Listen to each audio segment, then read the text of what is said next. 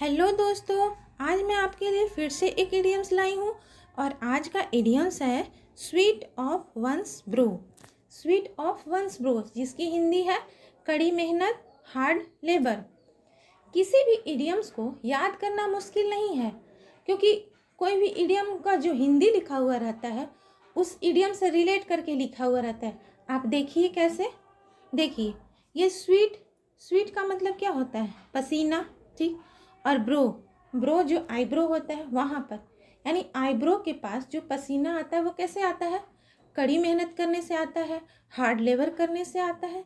तो आप मतलब एक बार तो आपको पढ़ना पड़ेगा, एक बार आप पढ़ें, फिर उसके बाद आप इस वर्ड को तोड़ तोड़ के भी देखिएगा तो आपको हमेशा याद रहेगा।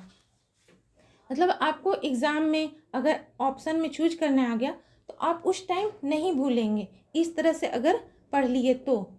ठीक है, अब हम इसको एग्जाम्पल में देखते हैं, क्योंकि एग्जाम्पल में भी समझना बहुत ज़रूरी है। और किसी भी इडियम्स को याद करना मुश्किल नहीं है। आप एक दिन में तो मतलब कम से कम 50 इडियम्स तो याद ही कर लेंगे। आप 50 इडियम्स याद कर लेंगे, पर वो आपका अपना नहीं होगा। आपका अपना कब होगा?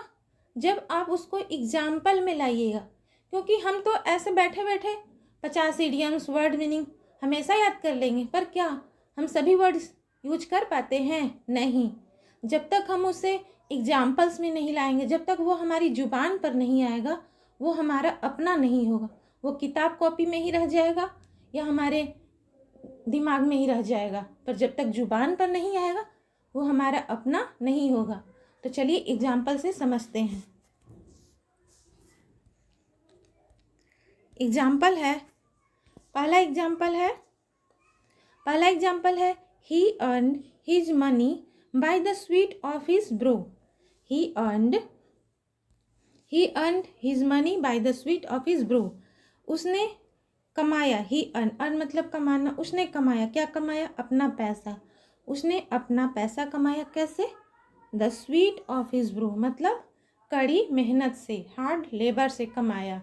ठीक है, तो यहाँ देखिए वंस ब्रो लिखा हुआ है, तो वंस ब्रो की जगह आपको क्या यूज करना है? जो भी सब्जेक्ट है, जैसे मैं, आप, वह, ये ही, सी, इट, ये सब सब्जेक्ट है।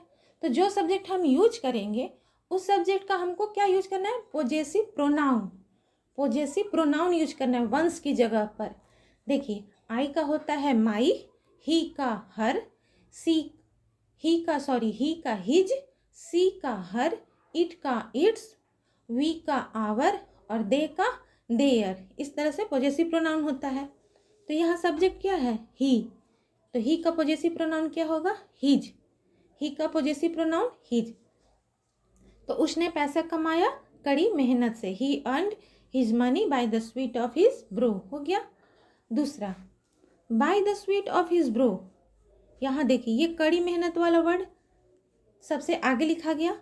Bye the sweat of his brow my father turned a barren little plot of land into the farthing farm. कहने का मतलब है कि मेरे पिता ने एक बंजर जमीन भूमि को, बंजर छोटी सी जमीन थी, उसको किस में बदल दिया? इनटू। इनटू मतलब में बदलना, इनटू जो होता है बदलने का काम करता है, इनटू फ्रेशिंग फॉर्म मतलब फले फूले खेतों में, हरे भरे खेतों में बदल दिया। बंजर जमीन भूमि को मेरे पिता ने बदल दिया। तो मेरे पिता के लिए सब्जेक्ट कौन सा यूज होगा? ही। और चूंकि ही सब्जेक्ट है तो ही के लिए कौन सा पॉजेसिव प्रोनाउन यूज होगा? हिज। ही के लिए हिज होगा। तो इस तरह से आप यहाँ पर वंस की जगह हिज यूज किए। By the sweat of his brow my father turned a barren little plot of land into the flourishing form. हो गया। तीसरा example, this pair of entrepreneurs has created a $1 billion company by the sweat of their brow. अब यहाँ देखिए, ये यहाँ से यहाँ तक तो सब्जेक्ट है। दिस पेयर ऑफ इंटरप्रेनर्स ये सब्जेक्ट है। सब्जेक्ट कैसा है? सब्जेक्ट आपको प्लूरल है। थर्ड पर्सन में प्लूरल क्या आता है? थर्ड पर्सन में सिंगुलर ही, सी, इट और प्लूरल आता है दे। तो दे का पॉजेसिव प्रोनाउन क्या होगा? दे का पॉजेसिव प्रोनाउन होगा देयर।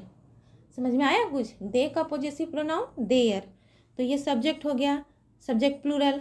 तो दिस पेयर ऑफ इंटरप्रेनर्स, ये उद्यमियों की जोड़ी ने क्या बनाया, क्रिएट किया। क्या क्रिएट किया? $1 बिलियन कंपनी क्रिएट किया, डॉलर कंपनी बनाया।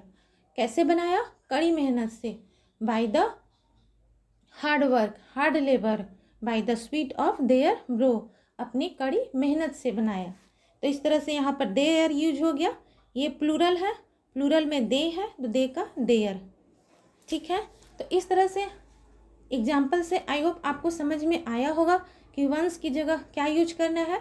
वंस की जगह जो सब्जेक्ट हम यूज कर रहे हैं उसका पोजेसिव प्रोनाउन यूज करना है। और इसकी हिंदी तो आई समझ में। तो इसे जब तक आप एग्जाम्पल में नहीं लाएंगे ये आपका इडियम्स अपना नहीं होगा। तो आई होप आप मेरी बातों को सुनकर प्रैक्टिस करेंगे। फिर मिलते हैं अगले वीडियो में एक नए इडियम के साथ। और अगर मेरा वीडियो पसंद आया तो प्लीज़ मेरे चैनल को लाइक, शेयर एंड सब्सक्राइब करना ना भूलें। तब तक के लिए धन्यवाद।